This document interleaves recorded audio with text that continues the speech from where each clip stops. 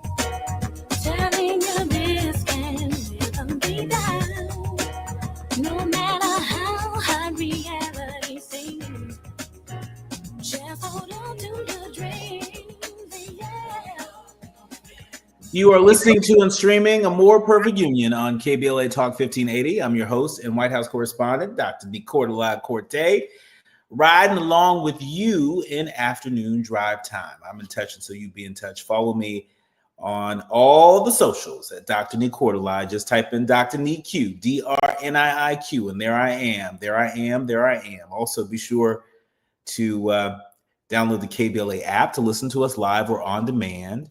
Or if you're feeling fancy like that, you can just tell Alexa to play KBLA Talk 1580.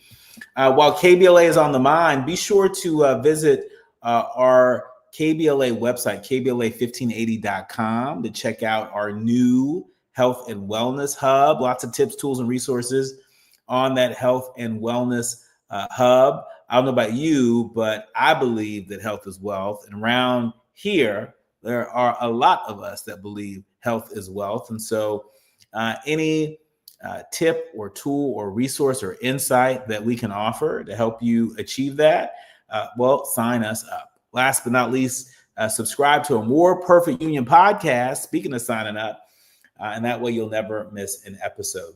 Now, this weekend, duty calls, and I had a chance to attend a press conference with LA Mayor Karen Bass and with Bishop William Barber. This was right before an interfaith meeting that was hosted here in Los Angeles. And I had a chance to learn about a really creative project that is afoot.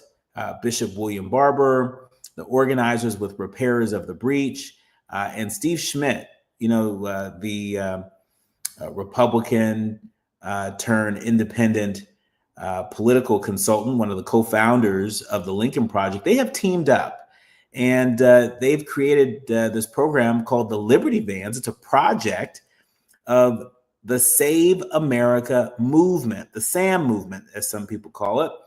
Well, what's so cool is that these Liberty Vans will be deployed across the city of Los Angeles for 1 month to uplift and amplify local organizing efforts in response to the federal government's ongoing illegal and what they believe immoral attacks on immigrant communities. The folks over at the Save America movement are calling on veterans and faith leaders, concerned community members and attorneys who are willing to step up and engage in disciplined, nonviolent action together to shine a light on these attacks. And so if you're interested, you can go to the Repairers of the Breach website. I'm sorry, you can go to the SaveAmericaMovement.org website, SaveAmericaMovement.org website, and tap in if you want to be a part of that really creative project that is afoot there. Now it's time for you to decide the good, bad, and ugly headlines of the day. Kicking us off just while we've been on air. More breaking news. It's a heavy news day. We announced in our first hour that ABC was bringing back Jimmy Kimmel Live tomorrow on Tuesday. Well, shortly after we shared that with you, The Hollywood Reporter is now reporting that Sinclair won't air Jimmy Kimmel's return on its 38 ABC stations. Jimmy Kimmel may be returning to ABC on Tuesday night, but his show will remain dark in a large swath of the United States, with Sinclair Broadcast Group saying that they will preempt the show. The folks over at the Sinclair said beginning Tuesday night, Sinclair will be preempting Jimmy Kimmel Live across their ABC affiliate stations and replacing it with news programming. That's what the company said in a statement not too long ago. Discussions with ABC are ongoing as we evaluate the show's potential return. That's what they say. The Walt Disney Company said that Kimmel would return to the air after his nearly week-long suspension. Bob Iger saying in his own statement that last Wednesday we made a decision to suspend production on the show to avoid further inflaming a tense situation and an emotional moment for our country. He went on to say, it is a decision we made because we felt some of the comments were ill-timed and thus insensitive. We spent the last days having thoughtful conversations with Jimmy. And after those conversations, we reached the decision to return the show on Tuesday. And so the show's coming back, but everybody across the country is not going to see it. The fight for free speech continues. It continues in this country. You might remember that there was some pushback, not just from Sinclair, but from Nexstar. And that's what sparked Disney's decision to pull the show in the first place, with both station groups telling Disney that they would preempt the show in response to his comments last Monday night about Charlie Kirk's killer. Sources say that other ABC affiliates had also expressed concern. And so this saga is nowhere close to coming to an end. But we're going to keep our eye on this because, listen, free speech impacts all of us. It's the First Amendment that allows us to show up with you each and every day on the airwaves and, offer you unvarnished opinion, offer you news and insights on current events and world affairs. And if that First Amendment right is in any way curtailed, it will fundamentally impact what we're able to say, what we're able to broadcast, who we're able to critique on these airwaves. And so hence why a lot of us are paying extra close attention to this story. In other news, Wells Fargo is to settle a lawsuit alleging that they held fake interviews as a part of a DEI hiring initiative. The GRIO is reporting that Wells Fargo has agreed to settle a lawsuit alleging that the company has, they've been misrepresented. That the company misrepresented its DEI initiatives to increase the number of people from underrepresented groups in higher paying jobs by holding fake interviews for jobs that were often already taken, according to the Charlotte Observer. No settlement terms have been finalized. The agreement is still being negotiated and expected to be submitted to the U.S. District Court for the Northern District of California by October 13th for approval. According to the lawsuit filed in September 2022, the plaintiffs allege that between February 2021 and June 2022, Wells Fargo effectively held fake diversity hire interviews for jobs that were already taken. Wells Fargo previously set a mandate that half of all jobs in the United States paying $100,000 or more would go to people from diverse and or underrepresented groups, i.e. racial or ethnic groups, women, veterans, LGBTQ individuals, and people with disabilities. Well, the plaintiffs claim that while job interviews were held, they were all shams, as Wells Fargo had no intention of filling those jobs with diverse candidates. Yikes. And yikes. Finally, Kamala Harris making some big news on the eve of the release of her much anticipated memoir. Axios reporting that Biden's response to Gaza was inadequate. Well, at least that's what Harris says in her new book. Kamala Harris says that Joe Biden was incapable of showing more empathy for civilians in Gaza killed by Israel in response to Hamas's October 7th attacks. Is according to a copy of Harris's new book, saying, quotes, she said, "I had pleaded with Joe when he spoke publicly on this issue to extend the same empathy he showed to the suffering of Ukrainians, to the suffering of innocent Gazan civilians." That's what the former vice president wrote in her book, 107 Days, which comes out tomorrow. She went on to say, but he couldn't do it. While he could passionately state, "I am a Zionist," his remarks about innocent Palestinians came off as inadequate and forced. It's part of Harris's larger effort in the book to distance herself from Biden after not doing so during last year's campaign. We will undoubtedly, I'm sure, be talking a lot about this book in the coming days. But when we come forward, we're switching gears. I'm really looking forward to sharing my conversation with Rashawn Williams. If you don't know, you should know that Rashawn Williams is one of the guest sharks on this season's Shark Tank, season 17, which premieres Wednesday, September 24th on ABC. More with Rashawn Williams when we come forward. You're listening to and streaming A More Perfect Union on KBLA Talk 1580.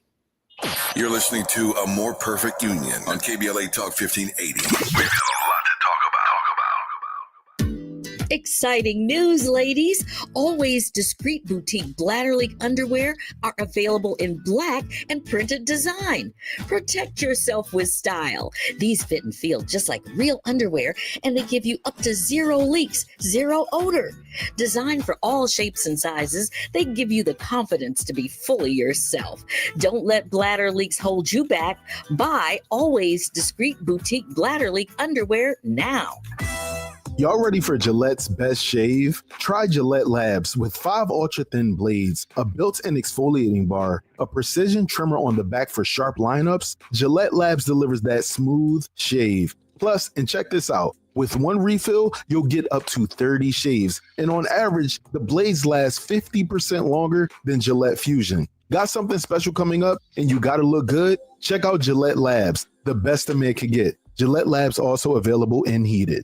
With a KBLA Talk 1580 editorial, I'm Dr. Nii-Quartelai Quartey. Let's preserve Black land stories before they're lost forever. I want to personally invite you to be a part of something historic. As journalist in residence for the Black Land Lost Narrative Archive Project, I've joined forces with powerhouse attorney and social justice champion George Fothery, the man who helped make history by delivering justice to the Bruce family in Manhattan Beach, securing the first known return of land unjustly taken from Black owners by a local government. That victory was monumental, but it was just the beginning. For generations, Black families have acquired land through grit, faith, and determination, only to lose it through violence, legal loopholes, forced sales, and systematic racism. What's been taken goes far beyond dirt and deeds. It's the erasure of wealth, identity, and legacy. That's why we've launched the Black Land Lost Narrative Archive Project, a national effort to collect, protect, and preserve the stories of Black land lost before they're buried, forgotten, or erased altogether. Because there's power in telling Black stories, there is resistance in remembering, and there's justice in being seen and heard. This is where you come in. We're inviting you to be a part of this historic Black narrative archive. If you or someone you know has experienced land loss, displacement, or forced property sales, your story deserves to be heard and remembered.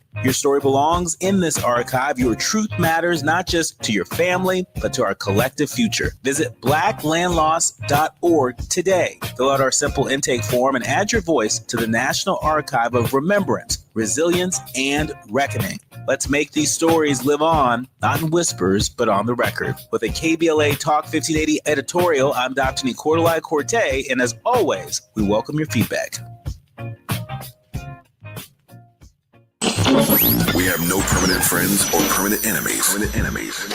Only permanent interests as we effort to build a more perfect union. You are listening to and streaming A More Perfect Union on KBLA Talk 1580. I'm Dr. Nii-Quartelai Quartey. I'm really honored to be in conversation with Rashawn Williams. He is a guest shark on the new season of Shark Tank, season 17, that premieres this Wednesday, September 25th on ABC. For those who may be less familiar, Rashawn is founder and chief investment officer of Harbinger Sports Partners. In addition to being a guest shark on ABC's Shark Tank. But that's not it. He's a limited partner with the Atlanta Falcons, and he has over 170, count them, 170 investments under his belt with over 50 exits. He knows a thing or two about entrepreneurship. We're going to tap into that here today. Welcome to the show, Rashawn. Thank you, man. I appreciate being here. And bro, your outfit is on fire. I would have dressed differently had I known that you come bring the smoke like you did, you know. Look, little leather shirt never hurt nobody. Never, ever. So Rashawn, tell us, what can we expect in season 17 of Shark Tank? I can hardly believe it's season 17. Man, I'm telling you, these entrepreneurs are so sophisticated. I mean, it's like fishing with dynamite for me. Think about the first season when they didn't really know how to come and pitch to entrepreneurs and investors. And now you have kids who were children watching it, who are coming on with startups at 25 and 35 years old, pitching, and they're super sophisticated. I mean, they get on there, they know exactly what to say. They know their numbers, they know their KPIs, they know their EBITDA, they know their return on ad spend, they know everything. So for an investor like me, the casting folks look at 10,000 entrepreneurs a year and they narrow it down. We get the best companies in the country that come and pitch us, and we get to invest in them and help them scale and help them grow. And this season in particular, I really think you're going to see the next batch of billion-dollar companies being made. In fact, in the season premiere, I invested in one. I'll wait for you to see to know who it is. Wait a minute, you're talking about billion-dollar companies? Billion. You heard of Scrub Daddy. You heard of the other billion-dollar companies that came from Shark Tank. In fact, one of the guest sharks this season was pitching her startup, which was called Poppy, got acquired for $1.8 billion, I think, by Coke or Pepsi. And now she came back as a guest shark. So these people are making real money and building real businesses. And I want a piece of it because I like money. So to talk to us about, to what degree sort of the social impact of these enterprises, to what degree does that factor into at least your interest? I mean, every shark is different, but for folks who are less familiar about your background, you've had a passion for financial literacy and entrepreneurship for a long time. You founded the Kemet Institute in 2001, a nonprofit that focuses on free financial literacy, entrepreneurship, and life skills in underserved communities and schools. And so that tells me, at least, that you are paying attention to the social impact of this entrepreneurship work. But talk to us about how much of a factor is that for you when you think to invest? It is a factor. It's not a big factor. The biggest factor is if I make money for me and my family, then I can go and be the impact that I'm looking for. I don't have this expectation that other people are going to come from outside my community, in my community, to help my community out. Rashawn is responsible for his own community. I'm responsible for myself and my family first, then community. Now, if someone comes on and I can make money with them and have impact, great, but I'm going to have the impact with or without them. So I have to be able to find the best investment opportunities in the country. And sometimes they don't care about impact. Like when I invested in, 10 companies that are now worth billions of dollars, Like their impact strategy isn't aligned with mine, but it's okay because I take the returns that I make from that and I go and teach financial literacy to my community and to that underserved community. Every once in a while, you'll have alignment of both, but it's not a prerequisite for me to invest. I mean, what I really like about that, especially in times like this, where we see a lot of businesses, small businesses, industry leaders in corporate America, sort of doing hopscotch, with DEI. I think part of what our leaders, learners, and listeners can glean from our conversation, is that look, while your favorite business, may not be investing the way that you like in your community, it doesn't stop us from how we make direct investments in our community. That's right. And one thing that I've tried to do over and over is when I do find these businesses that scale to $20-40 billion, to come back and give the answers to the tests to the people in my community. I can do more by teaching people how to build great businesses than I can by giving someone $50,000 or $100,000 on Shark Tank, right? So I can teach hundreds of people where, I'm very limited on how much capital that I can actually give out to those people. So talk to us about where, your passion for entrepreneurship, where did it come from? I know you have, a couple small kids, and you seem to be already sort of, feeding them, sort of teachable moments when it comes to understanding money, the power of money. Where did your passion for entrepreneurship come from? Well, you're right about the kids, my two little small kids right there. I saw on the internet. Yes. So my daughter, her name is Callie. So we love LA. We love California so much. My daughter's name is literally Callie. But my passion comes from being broke, man. I grew up on the south side of Chicago. And sometimes in the winter, we had no heat. We had no electricity. We were eating government food, bathing in boiling pots of water in a cold bathroom. So from struggling so much, I was just curious on what did I need to do to get out of these circumstances? And then what do I need to do to help others who I left behind? So after I figured out how money was made when I worked on Wall Street, I worked at Goldman Sachs and Wachovia and Deutsche Bank, I just been taking that information and giving it back. So that passion never left because people are still struggling. People in my neighborhoods are still struggling. But I want to make sure that I build a stability for my family and a platform that I can scale all of the stuff that I'm learning to my greater community. And so tell me about your first big opportunity. Obviously, you worked on Wall Street. Somebody had to hire you. But when it came to stepping out as a venture capitalist, tell us about that first opportunity that actually gave you the confidence to say, you know what? I want to do this again and again and again and build a whole company around doing this. And turns out you've been pretty good at this. I mean, for folks who are less familiar, they should know that you co-founded a venture capital fund called Queensbridge Venture Partners, where you were an early investor in companies like Robinhood. Folks might have heard this little company called Lyft, this company called Dropbox, right? That doesn't happen easily. Talk to us about the first success you had in venture capital that gave you the confidence to do more of it. So Hurricane Sandy, to kind of take you back. I was living in New York, working on Wall Street in the financial district. It was a hurricane, an earthquake, and a tornado the same year in Manhattan. All lower Manhattan basically flooded and the rats took over. So I'm binge watching Entourage, and I'm watching how people in LA lived. And I'm like, man, Vinny, Chase, and Turtle, and E, and these guys are living the dream. I'm moving to LA. I'm done. I can't do this anymore. I'm getting out of New York. If you're going to have earthquakes, I might as well go to LA. So I go to LA, and I was already an angel investor, but then I figured out that there are two groups of people in the country. This is in 2010 that got access to the best deals. One was the top 20 VCs, Andreessen Horowitz, Kleiner Perkins, et cetera. And then number two, athletes and entertainers. So here I am. I've been teaching athletes and entertainers since 2001, investing, financial literacy. And I figured out how to combine something that I was doing for free with something I could build a business around. So I partnered with Nas. That's why we named it Queensbridge Venture Partners, because Nas is from Queensbridge. Yeah, he was my partner. And Skillmatic Nas? Yes. Skillmatic Nas? Correct. Wow. So if you Google Nas and investments, like Nas was my partner during that time. I've since partnered with a bunch of celebrities and athletes and entertainers, but I wanted to get access to the best deals, and the athletes and entertainers got access to the best deals. So that's how I launched. I had that eureka moment and launched my first fund and started investing in all of those great companies, and then parlayed that. My last fund was a $1.5 billion fund. And I just been running ever since then, just, taking care of business. I mean, how are you feeling these days, due to all the turmoil in the creative economy?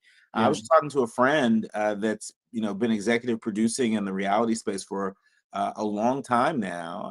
And they were saying that, they've never seen the industry in worse shape, so much that you have, very credentialed and experienced creatives that are looking for the off ramp, looking at other industries.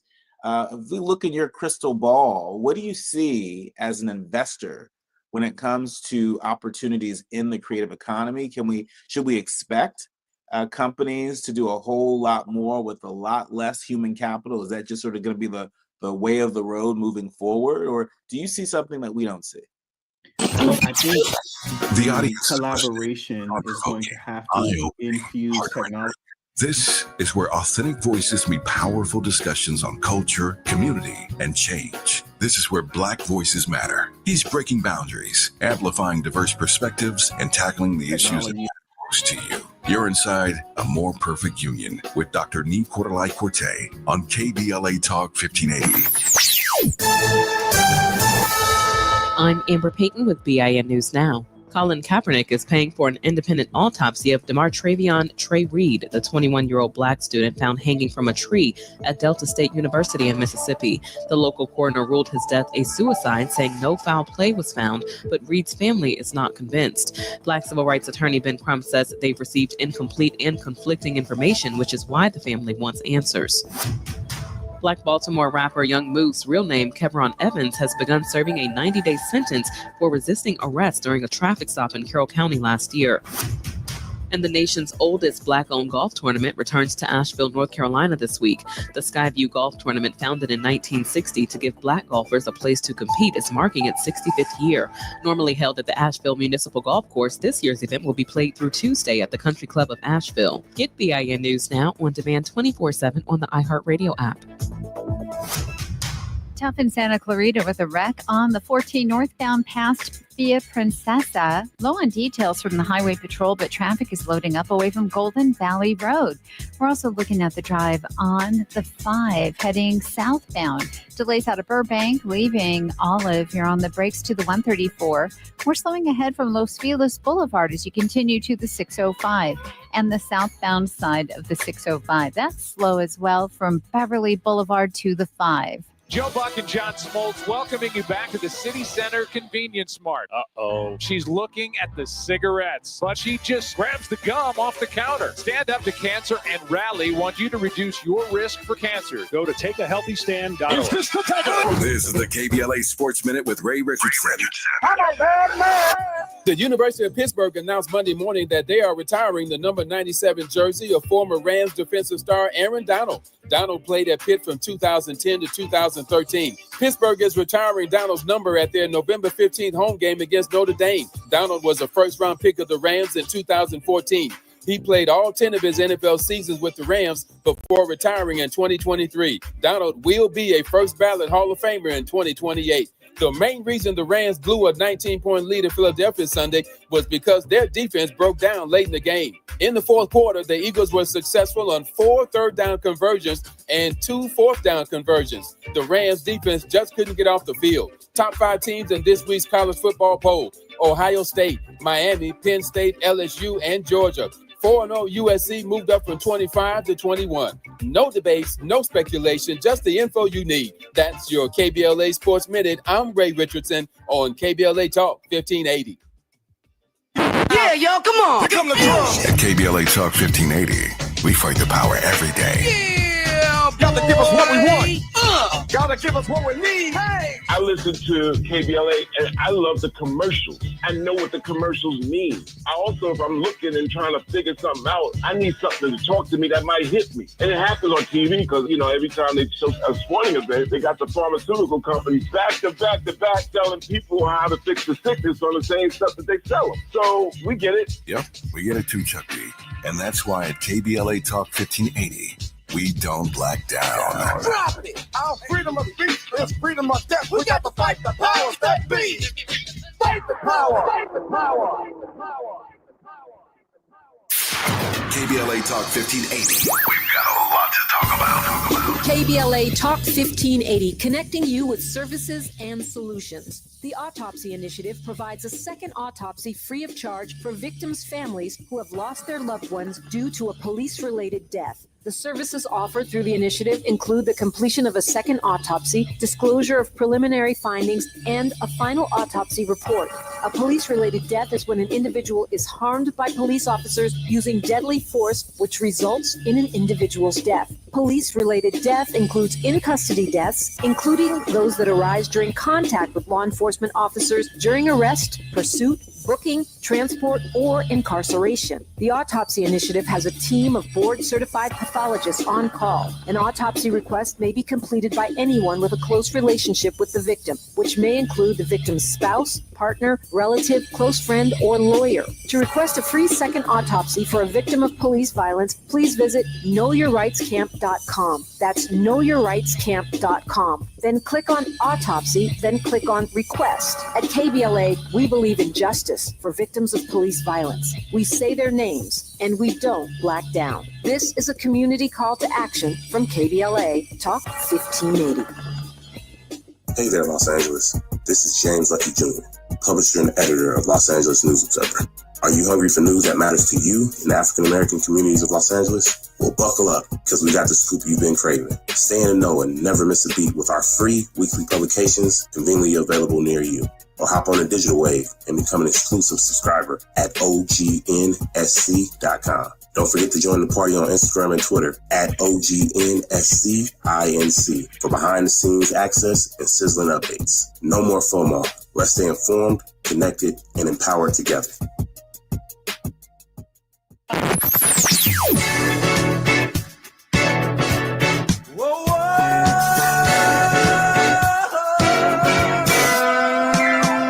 This is KBLA Talk 1580. Talk radio. That's music to your ears.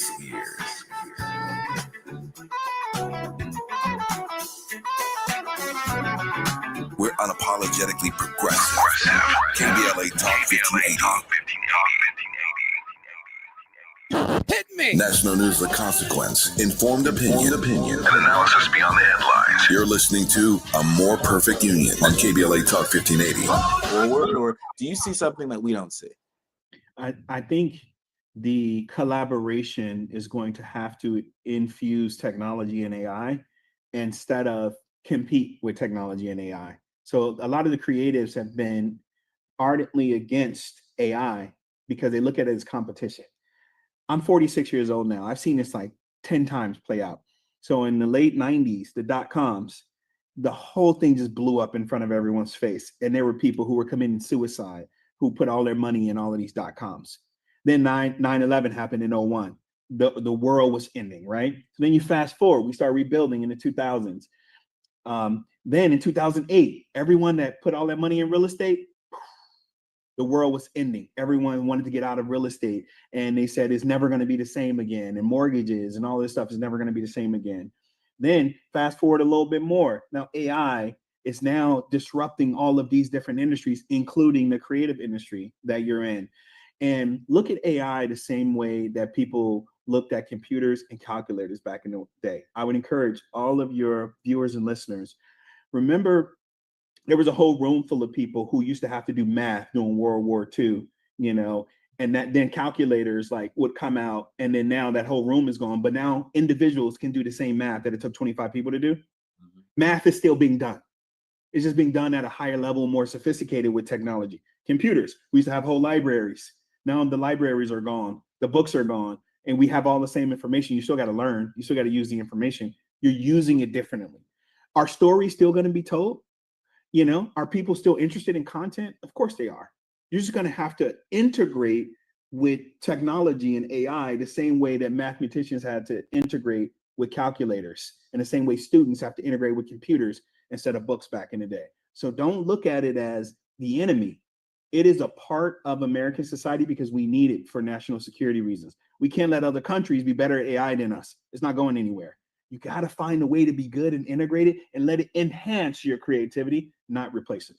Speaking of innovative tech platforms and really integrating AI, one of the social media apps out there that's enjoying quite a bit of success and attention is the Spill app. I'm not sure if you've heard of it, but it is a visual first social media app that is Black owned and operated. And one of the things that they did is launch a community investment round. I've never seen an opportunity for community folk to sort of tap in and invest in innovation that way, certainly not with a social media app. I know Kerry Washington is one of the big investors of the Spill app. Is that something that we can expect to see more of in the industry at large, or perhaps this season on Shark Tank? Will viewers have a chance to sort of tap in any sort of interesting way? Well, it started with the Jobs Act when Obama allowed regular people to be able to invest in crowdfunding and registered securities that are private in nature. Prior to that, the SEC said this stuff is too risky. 9 out of 10 of these startups fail. We don't want regular plumbers and doctors and lawyers and dentists and creatives spending their hard-earned money with a 90% chance of failure, because you need to invest in at least 10 to make money on one. So will we see more of it? Absolutely. You're seeing the convergence of entrepreneurship and retail, where people can go directly to their fans to raise money, to engage them, to sign them up for their product. You don't need a middleman anymore, right? You can go direct to the source. What I would encourage folks to do, if you do look at these things, 3 things. Number 1, very small check, because only 1 out of 10 make it. Number 2, invest in at least 10. Otherwise, you're just donating your money. And then number 3, invest with people who are smarter than you and who have a track record. If you can do that, then you start to minimize your risk and you can have fun out there. Just put $5,000, put 10 grand and stuff, but don't go really big and put your liquid assets at risk with something with a 90% chance of failure. Rashawn, one of the things I was interested to learn about your body of work, you're a serial founder. One of the companies you founded is Dixville Partners, or private equity fund investing in infrastructure development and mineral companies in West Africa. My family, half my family's from Ghana. And I've traveled to Africa to do some reporting with former Vice President Kamala Harris. We were in Ghana, Tanzania, and Zambia. And I remember learning about a lot of the work afoot with some of the critical minerals. We know that in recent months, this has been a hot topic, a very hot topic in terms of America sort of seizing the opportunity, leading the AI revolution globally. Talk to us about, these critical minerals and opportunities to invest in Africa. I think, there are some folks who think of Africa in a sort of an outdated way, but I think there are innovators and investors that are taking a fresh look at Africa and looking at a way in. Tell us something we don't know about investing in Africa in this moment. Well, obviously, Africa has the largest population of young folks in the world. Obviously, Africa has the largest amount of national resources in the world. And obviously, all of these other countries have figured that out. And that's why they're all figuring out ways to extract those resources and put people in place in order to take advantage of it. Now, that's the context. The best way to approach investing in general is to partner with people who are local and who are experts.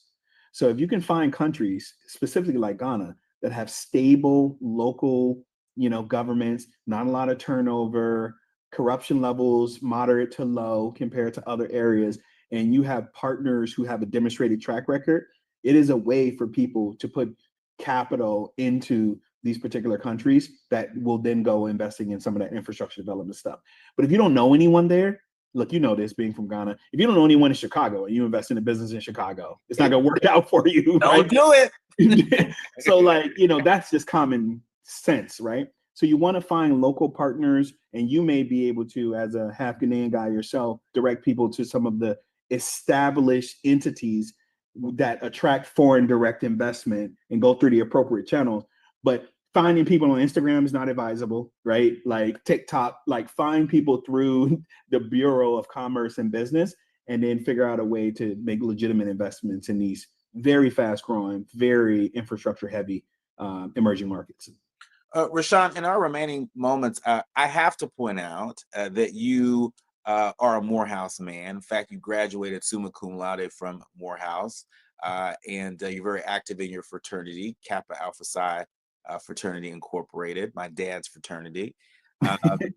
You gave the full name. I knew you have a relative. I would be voted off the island if I didn't. Talk to us about how you are bringing your passion for entrepreneurship, how you're bringing your insights and your business savvy, to the men of Morehouse, to our HBCUs, which in this current climate, have felt the tension of this moment. That's putting it mildly. What are you doing to give back to your alma mater and to other HBCUs? I think the first thing is being visible. I don't want to be a Morehouse alum and then people feel like they can't see me. They don't know I'm a Morehouse alum. People should know that Morehouse alums are doing this. Number two, being accessible. Whenever a Morehouse alum reaches out to me on LinkedIn or Instagram, we have a rule at Morehouse. We reply to all of our students and all of our alum. So people will tell you. And then number three, being present.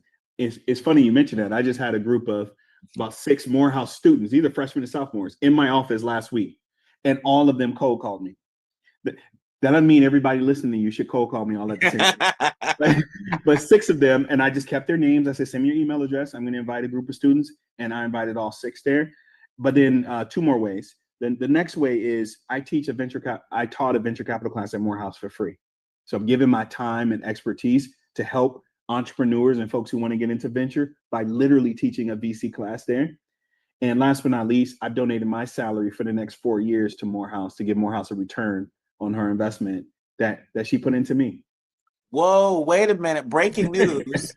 Breaking news. Rashawn, you're saying you've donated your salary for the next 4 years? 100%. To your alma mater, Morehouse? Yep, 100%. I mean, Rashawn, I'm feeling like you're issuing a challenge to HBCU alum that are out there to basically find a way to contribute, to pay it forward, especially in this time. The answer is to turn towards, not away. Right. And for the folks who are able, donating any part of your salary, if not the full salary, to your alma mater could make an incredible difference. It should be painful. Right? That donation should be significant and mean something to you. Like putting $100 on auto draft every month, you don't even notice it, right? I wanted something that was personal and private, but also meaningful that could inspire and galvanize the alumni base. And that's why I did it. That's incredible. That's incredible. You're an inspiration. This show is called A More Perfect Union. And at the end of every show, we say to folks, do what you can from where you are with what you have. And it really seems to me that in so many ways, you're doing exactly that, to move the industry forward, to move your cherished Morehouse forward and move the culture forward. And so we appreciate you for that. Man, I appreciate you for that leather shirt, man. I'm on set right now looking for it. I hope they have my size because you came and you showed up. You surprised me with that one, bro. I saw the doctor and I didn't know you were going to have all this swag. I was like, doctor, he's going to be corny. Nah, bro. Don't let the name fool you, folks. Right. Out here doing That's right. That's right. That's the way I like to keep it. Listen, whenever you're in Los Angeles, you got to come talk to my students at Pepperdine University. We got to make it happen. All right. Nice. Absolutely. Thank you for having me, man. Congratulations on the new season of Shark Tank. Season 17 premieres Wednesday, September 24th on ABC. You're listening to and streaming A More Perfect Union on KBLA Talk 1580. Thank you, sir. Thank you, man. Pleasure. A More Perfect Union on KBLA Talk 1580. We've got a lot to talk about. I am so happy to have worked with you. Is everything okay? You're still glowing, flirting, grooving. You still got it. But your immune system weakens as you age, making it harder to fight flu, pneumococcal pneumonia, RSV, and COVID-19. Vaccines are a key part of any health routine and help strengthen your immune response. Ask your doctor or pharmacist which vaccines you need. Schedule in minutes at vaxassist.com. Sponsored by Pfizer. Seems like there's more identity theft in the news every day. Another major healthcare breach was reported today, resulting in the exposure. 1 in 4 consumers have been a victim of identity. That's because there are endless places that could accidentally expose you to identity theft, in a breach, or simply by mistake. LifeLock monitors hundreds of millions of data points a second. If your identity is stolen, we'll fix it, guaranteed or your money back. Save up to 40% your first year with promo code NEWS at lifelock.com. Terms apply. KBLA Talk 1580. KBLA Talk 1580 reminds you that we keep us safe. Every girl deserves a chance to shine. That's the belief behind Forgiving for Living, Inc. Since 1999, this organization has been empowering at-risk girls ages 13 to 18, helping them overcome behavioral and mental health challenges. Founder Wendy Gladney's personal journey inspired the mission to give girls hope and purpose through the power of forgiveness. Through their ambassador program, workshops, and annual conference, Forgiving for Living has touched over 3,000 young lives, providing mentoring, life skills, training, and tools for building self-esteem and confidence. You can make a difference. Visit forgivingforliving.org to donate, volunteer, become a mentor, or find help for a young girl in need. Forgiving for Living, Inc., building brighter futures for young girls. Visit forgivingforliving.org today. This is a community call to action from KBLA Talk 1580. Are you ready to be a part of the conversation that will help shape our nation's future? Get ready to join us for the Left Coast Forum, Saturday, October 25th at LA Trade Tech, where progressive voices will come together to tackle the issues that matter most to working families across Los Angeles and beyond. From economic justice to climate action, from healthcare to housing, we're bringing together the brightest minds and most passionate advocates for real solutions and real change. With workshops, 2 major keynote addresses, and a closing reception with great music and good food. It's the Left Coast Forum, where your voice matters and your ideas take action. Saturday, October 25th at LA Trade Tech. Brought to you by KBLA Talk 1580 and the LA Progressive. The future won't wait, and neither should you. Mark your calendar now to be there and be heard. Stay tuned to KBLA Talk 1580 for more details. Notable journalists, industry leaders, lawmakers, change makers, tastemakers, and you working to build a more perfect union on KBLA Talk 1580. You are listening to and streaming A More Perfect Union on KBLA Talk 1580. I'm Dr. Nii-Quartelai Quartey, and it's time for the quiet part out loud. I mentioned at the top of the show that this weekend, duty calls. I had to go and cover a press conference led by LA Mayor Karen Bass with special guest Bishop William Barber. He is with Repairers of the Breach, and he was talking about a new initiative that he's a part of called the Liberty Vans. It's a project of Save America Movement, the Save America Movement. He's partnered with folks like Steve Schmidt, the co-founder of the Lincoln Project. And I had a chance to catch up with them and ask Bishop Barber and Mayor Bass about this government shutdown. And there are a lot of people that seem to think that if you shut it down, that it will severely curtail the ICE raids that are taking place. Take a listen to what Bishop William Barber and LA Mayor Karen Bass told me on Sunday. Barber, there's a lot of talk right now about potential government shutdown.